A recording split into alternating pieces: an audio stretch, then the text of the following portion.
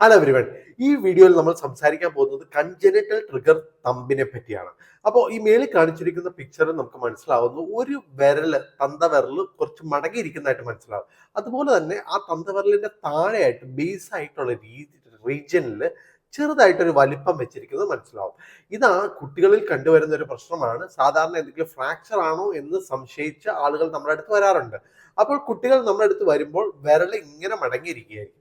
അങ്ങനെ മടങ്ങിയിരിക്കുമ്പോൾ നമ്മൾ അവിടെ ചെറുതായിട്ട് തൊട്ടു നോക്കുമ്പോൾ അവിടെ ഒരു ചെറിയ നോഡ് പോലെ കാണും, ചെറിയൊരു വലിപ്പം വെച്ചിരിക്കുന്നത് കാണും. അതിന്റെ പേരാണ് നോട്ടാസ് നോഡ്. അപ്പൊ ഈ കേസിന്റെ പേരാണ് കൺജനിറ്റൽ ട്രിഗർ തമ്പ്. ശരിക്കും പ്രശ്നം ഈ താഴെയായിട്ടാണ്. അത് ആ ഏരിയയിൽ ഒരു A1 പുള്ളി എന്ന് പറയുന്ന ഒരു പുള്ളിയുണ്ട്. അതിന്റെ അടിയിലൂടെയാണ് ടെൻഡൻസ് പോകുന്നത്. അവിടെ വരുന്ന നീർക്കെട്ടോ അല്ലെങ്കിൽ ടൈറ്റ്നസ്സോ ആണ് പ്രശ്നം. അപ്പൊ 2 വയസ്സ് വരെ നമുക്ക് മസാജിലൂടെയോ സ്പ്ലിന്റിങ്ങിലൂടെയോ വെയിറ്റ് ചെയ്യാം. എന്നിട്ടും പറ്റിയില്ലെങ്കിൽ സർജറി. താങ്ക്